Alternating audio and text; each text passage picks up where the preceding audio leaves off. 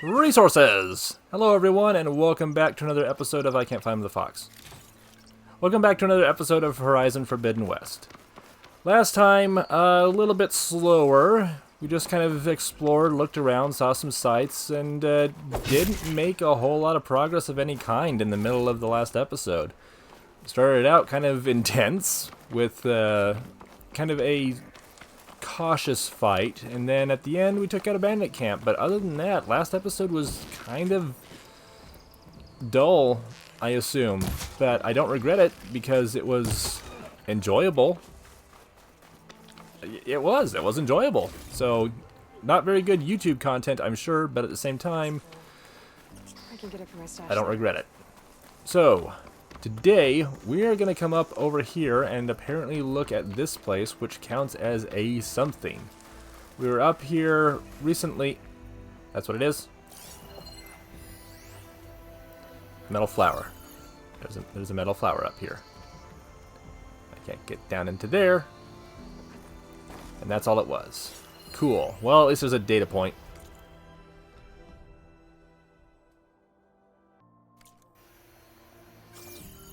I think that this game does a much better job at showing people at the end of the world, the apocalypse of the world, the end of all life, much better than Fallout ever did. At least that's kind of the impressions I get. With that happy thought, where are we going to next? I can't get into that little ruin. It's a bit of fog around this Horus, but I'm not sure if there's anything we can do with it. So I'm going to go to this campfire, and we're going to make our way up north. So what I mean by that is Fallout is not a bad series by any means, but it's just never been for me.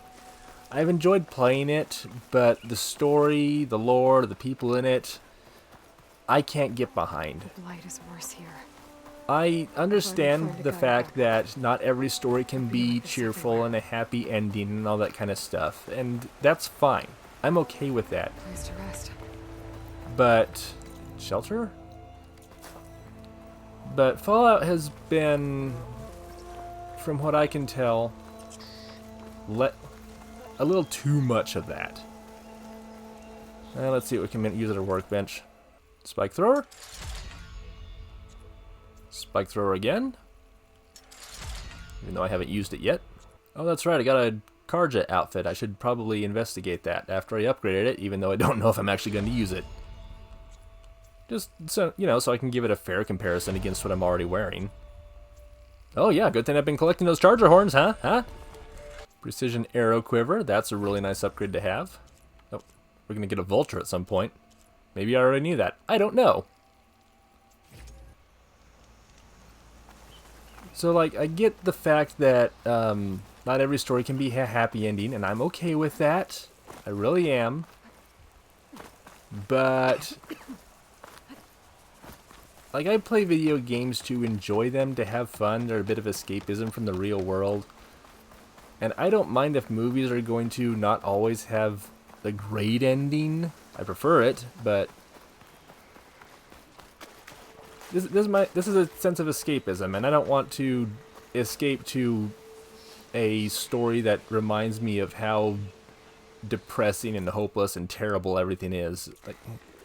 I get it. You can still tell good stories that are that way, but I'd rather not. And I don't mind if a game is going to have some of those in it from time to time. It's fine. That's life. That's how it's going to work. But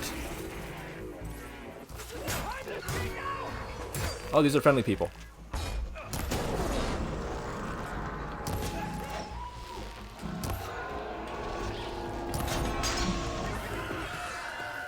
Actually, I should probably light one of those on fire. Oh geez, hi. Just my thoughts about it are, you can have it in more games, and I can enjoy it in games when it's a theme.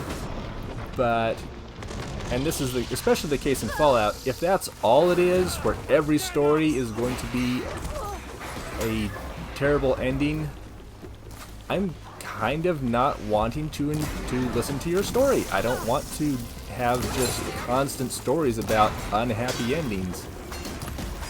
And that's kind of all Fallout does with people in the apocalypse. It's like, there's a little bit of an argument, so I decided to kill them.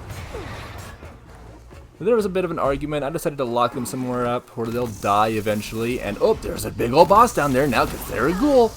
It's like every story ends that way, and it's just tiring. And if you come across any kind of lore in Fallout, you're like, oh, I bet I know how this story ends. Somebody's going to get screwed over because that's the way the entire game works. That's the way the entire world works.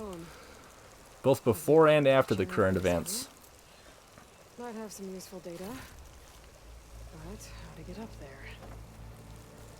And even worse than that, and people are gonna hate me for saying this, I feel even more strongly about it in The Witcher because it is all depressing, and I can't. I did play the third Witcher game, and that's the only Witcher game I've ever played.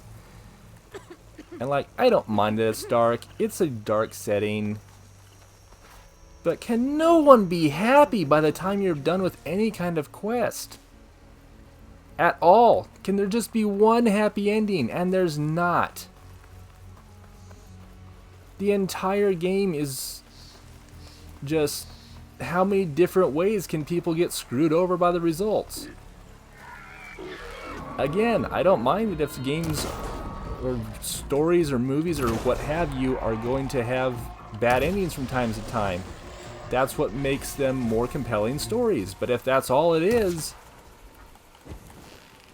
you're predictable, and I don't want that kind of constant unhappiness.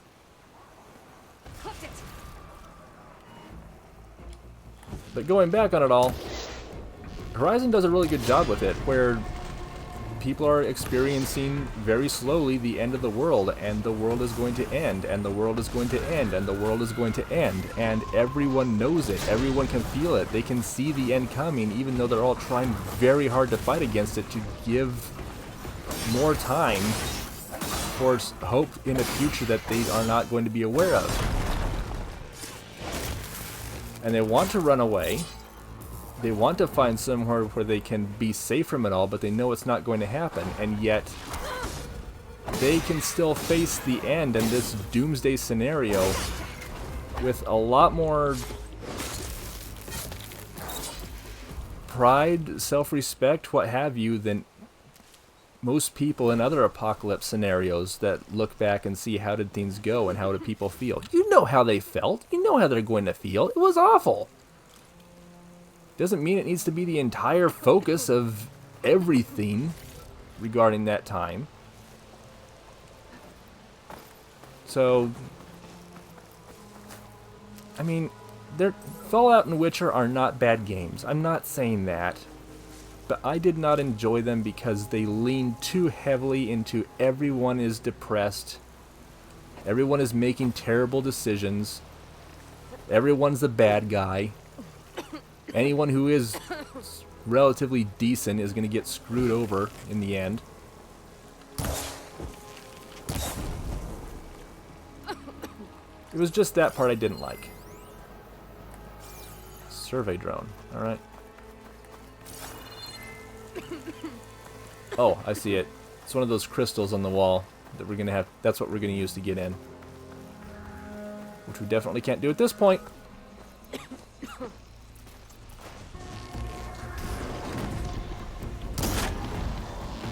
So, I do appreciate Horizon a lot more for just... Obviously, not everyone is going to turn out fantastic and it's all the same story of wonderfulness. But in Horizon, all the characters are like multi-layered. Even, like, I brought this up during the first game. All the characters are characters. They are not very bland people with... Hello, raccoon. No, I need to raccoon something for the things I'm making.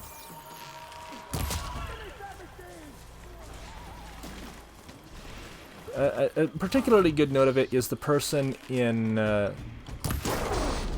one of the early parts of the game where he wants you to help you get back his stuff and maybe kill the filthy outsiders who stole his equipment. And then, and you don't do that because they're people, they need help, and it just kind of feels good to help them out.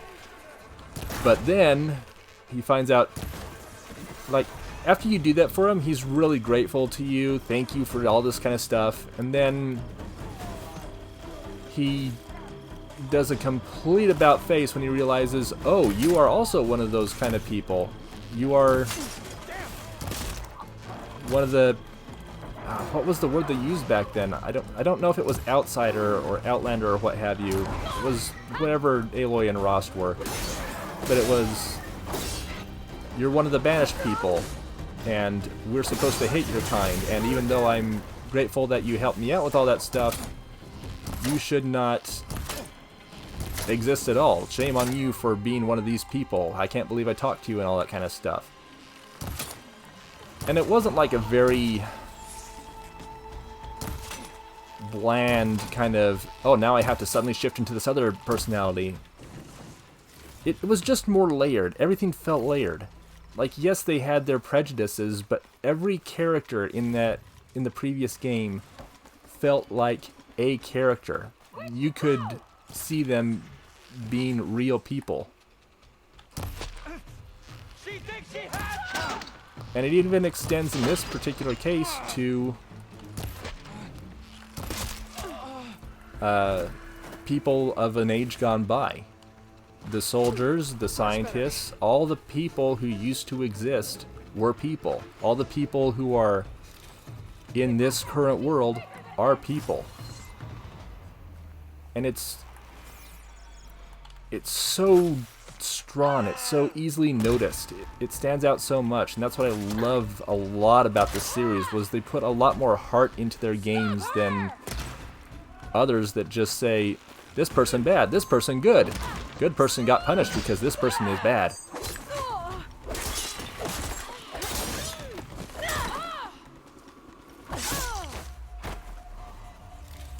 It just feels better. Even whether things are good or bad, just in general, Horizon just feels like a more realistic game, and it handles things with a wider spectrum of emotion and personality than most other games do in the apocalypse type settings. Holy crap balls. That was intimidating. What is this? Oh yeah, retrieve the drone. Well, I can't get in there until I get that piece. Survey drone plane son. Alright, well, we got Plain Sun, now we got Riverhymn. Maybe Riverhymn will have something to help me out with that.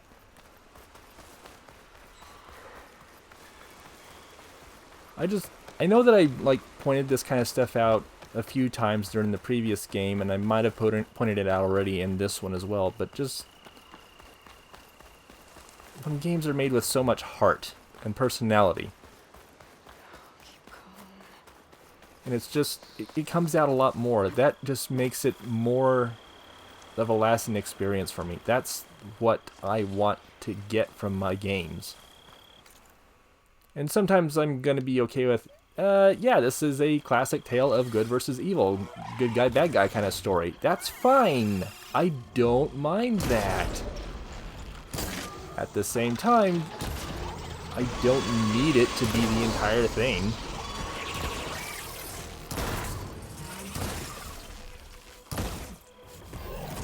Oh, already out of ammo.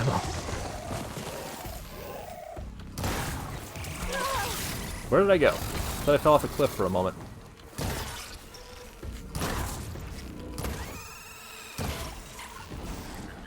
Well, I shot him in a whole bunch of places and eventually everything fell off.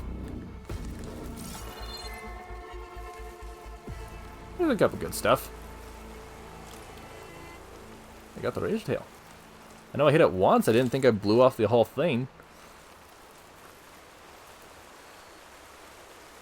But yeah, appreciation to Horizon for putting more than one layer in its apocalypse experience in people. I don't mind if games, again, are going to have a little bit of the sad stories and whatnot in it. But this is a game that is more than just one kind of storytelling.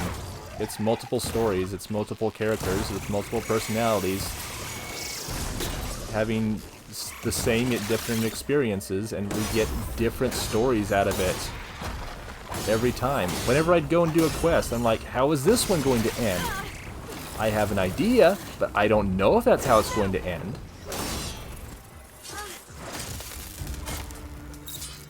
Even in the last game, there were a couple times where it was like, yeah, this is kind of predictable.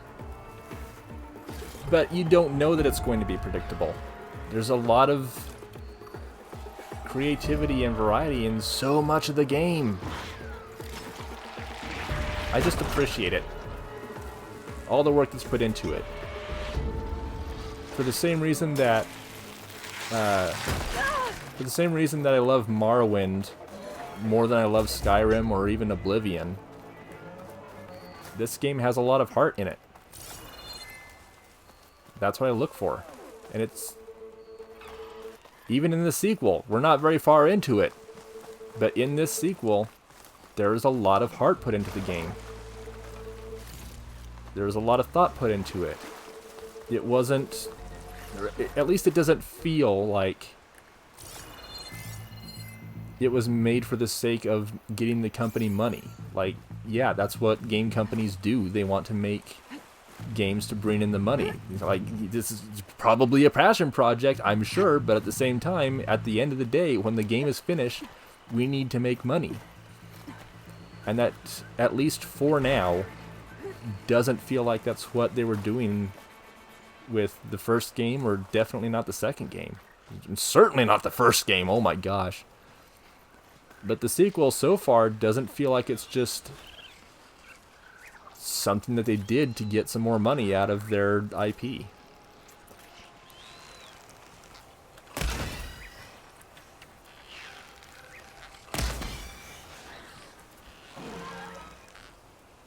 And I don't know how the company is overall with how they treat their employees and all that kind of stuff, but at least for the moment I can say what they have been, the quality of the work that they've been putting out, it's been good. It's been good enough to make me a fan of the company, at least for now.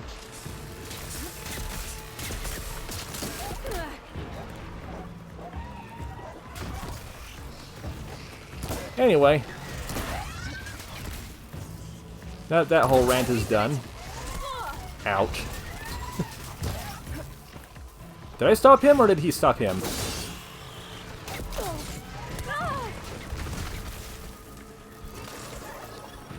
Kinda needed that.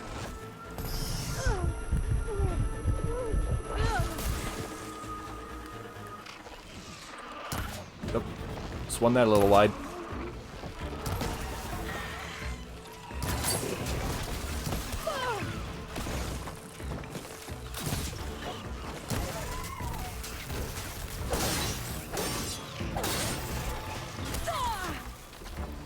Get in there for one more hit.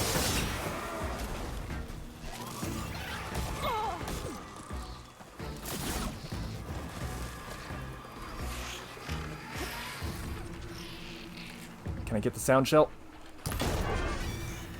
Yes. Yes, I can. Whew. So I know some people kind of like when YouTubers go on little rants about the things they enjoy in games and whatnot, and hopefully that made up for the last episode. I wasn't planning on doing it. And then we found that data point, and it just kind of launched me into that direction. Which, I don't mind. I like talking about this stuff because it's something I'm passionate about. Again, I know not everybody are going to like the same kind of all the everythings, but... pouch is full, but no pack has room. What?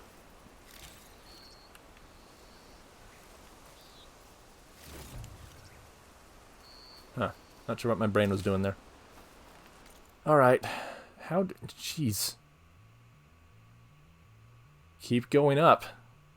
And keep going up. It looks like there's a waterfall back there. I can probably go explore, but I'm kind of a little bit put off toward exploring caves and underwater areas until I get some kind of breathing help. Story of my life. I have asthma! Anyway, making our way around. Got a quest, gotta finish it up. Doodly-doodly-doo.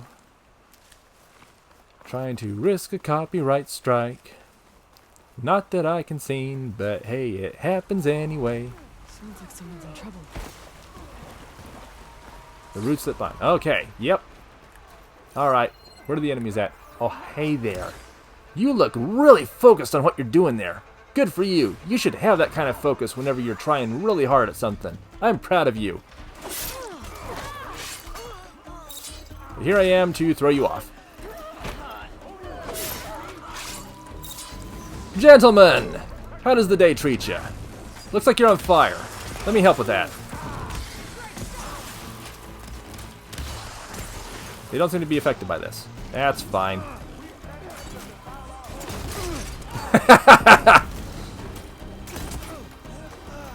That seems quite effective.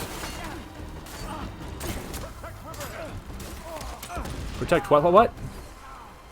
It sounded like he was a Muppet. You got a little symbol above your head. You're probably something I should be attacking. I seem to run out of stuff. Oh, this requires blast plate. Oh, excuse me, sir. Excuse me. Hold on now.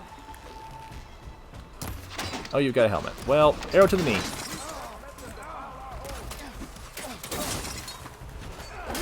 One little smack will take care of you. Hey, anybody over here have blast plate? Oh, Riverhymn. Earlier he sounded like he was barking like a Muppet.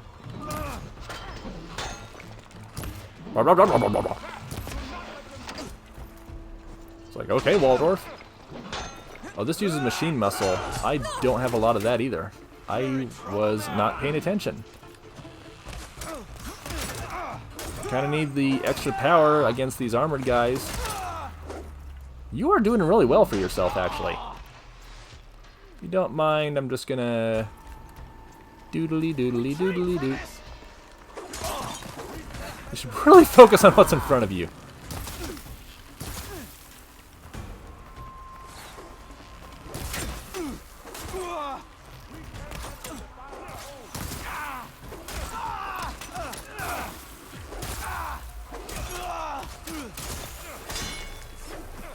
Got him eventually. Oh wait, no, you're the good guy. Like, one of you disappeared and you're still standing. I thought it was the other way around. No, I don't know why. Games glitch sometimes. Feeling better. Thank goodness.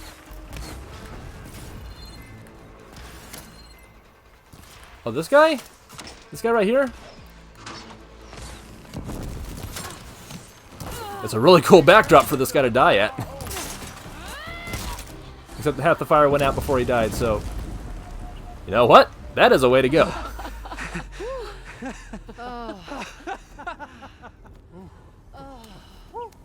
Save those smiles for your families. The Tanakh understand only strength, and ours was a poor display at best. They will be back. You, the one who actually won this fight for us. A word. If you want a word, I have one for you. I want everyone fortifying the pass. How about the word plethora? I've heard it means a lot. Your warriors seem... Green is early spring. There are children playing with sticks. It's all I can do to keep them alive. It'll only get harder. So far, the rebels have sent mere scouts, but it won't be long till they return for an all-out assault, and if they bring machines with them. We'll need a lot more than eager hearts to win. You seem to know a lot about Tanakh's tactics. Back when the Tanakh clans pushed back the Karja raiders, I joined the fight. The Tanakh taught you how to fight? More than that, they taught me how to work with metal. I'm probably the only Utoro who can. Never thought I'd be using what I learned then to fight against them now.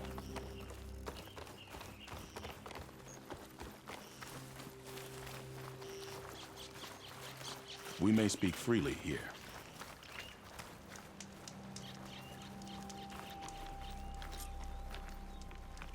So we went all that way to speak freely deep in the camp?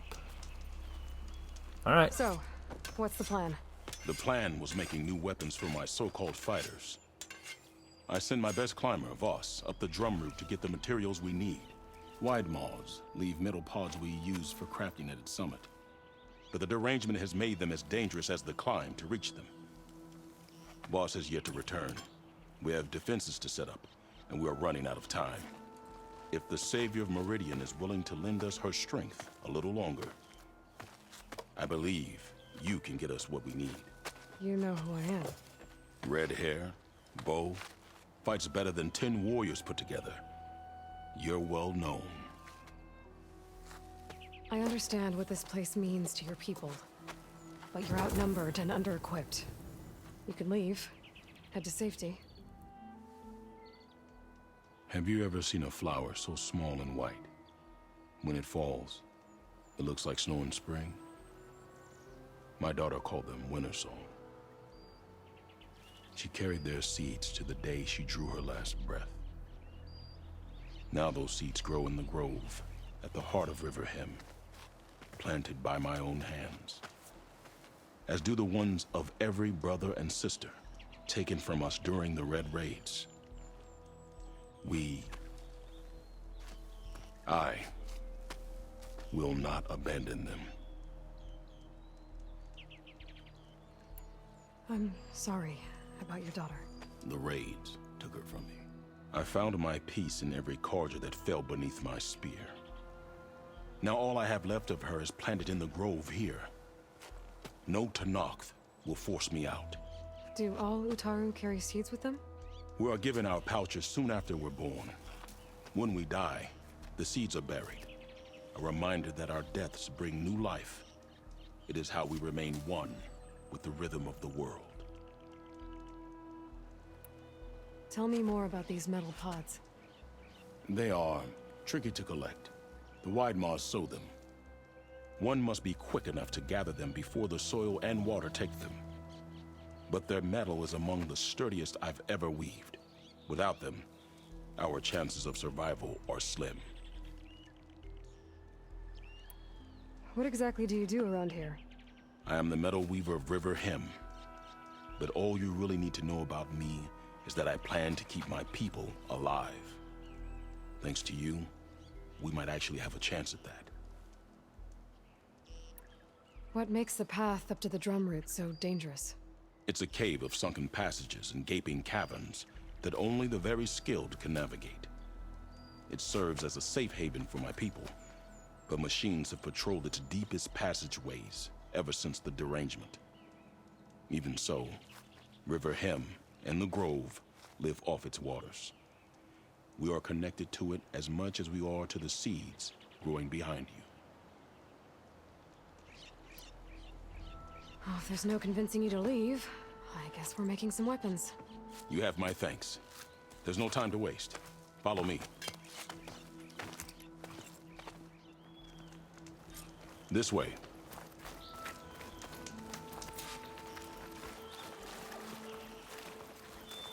With those pods and a whole lot of luck, we just might get out of this alive. Let's hope these sprouts can hold their ground against a squad of machines. I can only cover so much ground, and my joints aren't what they used to be. Looked to me like they chose to stay here as much as you did. It'll be the fight of their lives, that's for sure. Almost there. This is the best we can do to hide those who cannot fight. But if we fall, the Tenakth will find them sooner than later. We're here.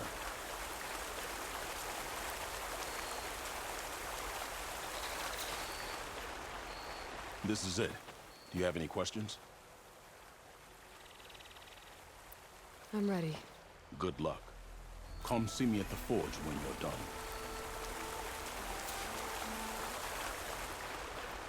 This has always been a difficult one for me. This kind of situation. Like, if you stay, you are clearly going to die. If you leave, you have clearly lost what you are living for, and there's no So then I point in start living fighting somewhere my way else. up to the top. I don't know if I have anything like that, but I don't know what I would choose. Like, if what drives you to live and what drives you to just continue to experience life that you are is suddenly at risk and you need to leave it in order to continue living, is it worth dying for? But then if you die in that I need case, to find a way up there. it's not to be insulting, but it's kind of like a pointless death. But then at the same time, it feels like it would feel pointless to continue living without it.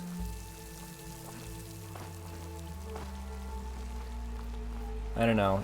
It's whenever this comes up, I wonder how I would feel if I was in their position, and sometimes I go one way, sometimes I go another way, but again, Horizon is very delicately crafted where I don't know what I would choose in his case. I don't have a daughter. I don't have any kind of personal family I've made for myself other than the one I was born into, but I can't imagine, like, leaving behind the only memory of your daughter for... I don't know how that's not I good. think I'm getting anywhere through here. Treat them. Seems to be an easy way to climb in this cave.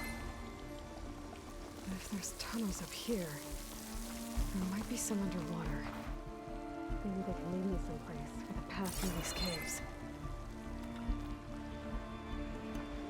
Oh, wait a second.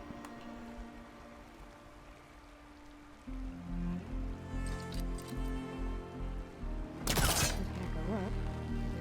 Go down. I completely forgot that I had that. Don't know if it could have gotten me out of any other situations. Okay, seriously, go down. I was swimming just recently. Why did I forget? Okay, what have we got? What have we got? What have we got? Nothing up there. So... gonna have to go way down there, I guess. Alright.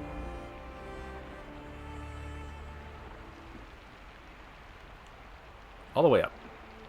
All the way up, Aloy. All the way up.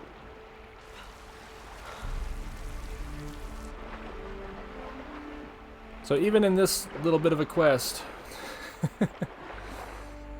I get to see more of the reason why I love Horizon so much.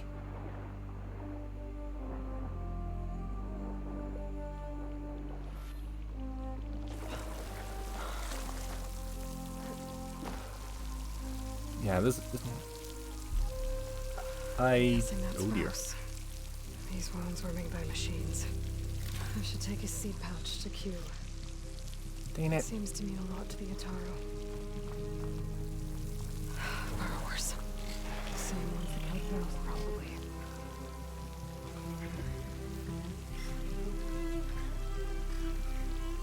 I don't know if I would Digging tunnels. I don't know if I would call Horizon, either of the Horizon games one of my favorite games, on par with Morrowind and A Link to the Past and other game which will come out soon after this one's done. But it definitely has a lot of what I look for in my favorite games. I can appreciate that. Was that, oh, hey! Don't think I've ever seen the purple light. That was new.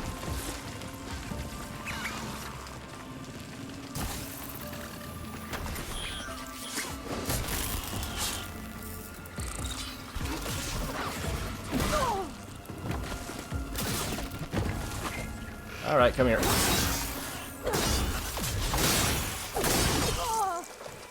I would say you're just a burrower, but I've been killed by watchers before, late into the game. Hey, that counted. Just heard that. caves. Yeah, as I was saying, Horizon's not going to be one of my favorite games, on par with my other favorite games, but it is certainly one of my favorite series. I'm planning to release a video. This is the first time I think I've ever talked about it. I've been thinking for a long time about releasing a video talking about favorite games and all that kind of stuff. Not just what they are, but why they are. And I think Horizon's going to be on that list somehow. Yeah. It's just a really well-made series. Like, I love that I can see how much heart was put into it. All the work that was put into it.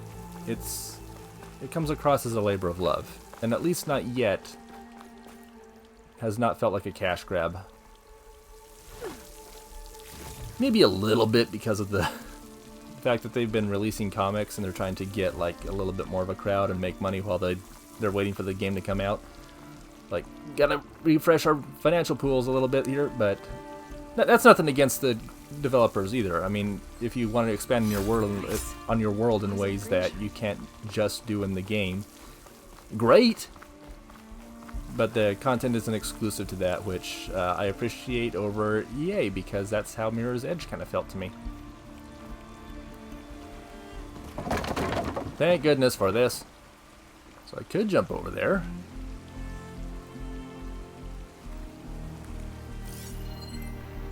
Let's see. Oh, there's something. Grapple point.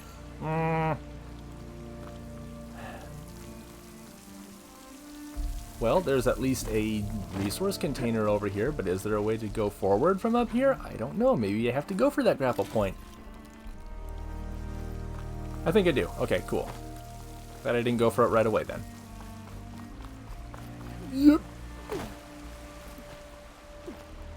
There's a little bit of jank as it felt like she was going to run off the edge instead of to the edge.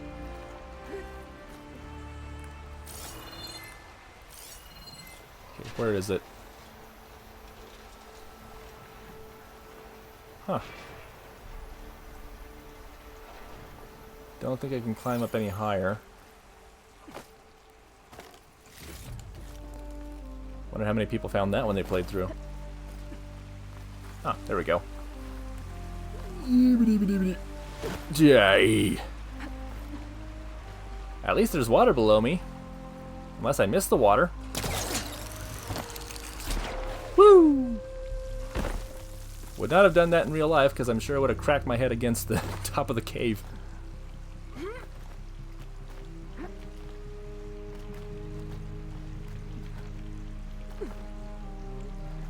Actually, I'm curious, while we've got a quiet moment, what was the moment in the Horizon games, no spoilers please, that made everyone watching love them as well? Just out of curiosity. Whether you've played the game yourself or you've been introduced to it by me playing, which I think that'd be kind of cool. Just like, what was the moment in... What was a Horizon moment that made you go, I really, really love this? I'd like to hear any stories that anyone might have. I thought that was going to be a pry open. I apologize. That'd make for some interesting comments. In the meantime, it looks like we've gotten all the way up to the top. It was quite a fun climb. They attached us all to a quest, too. It wasn't just an exploration spot. It was... You've got a mission to go on. Let's give you a really cool and fun location to go through. Right. Time to find those white moths.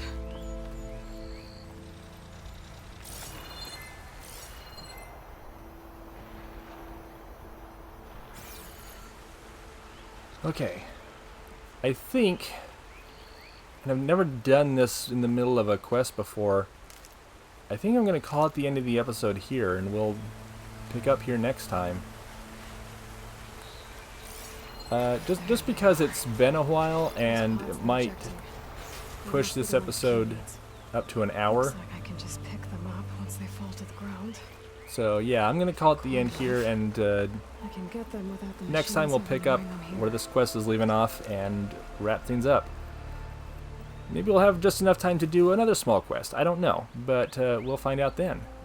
In the meantime, thank you for joining me. Thank you for listening to my frequent rants during this episode, and I hope you enjoyed yourself.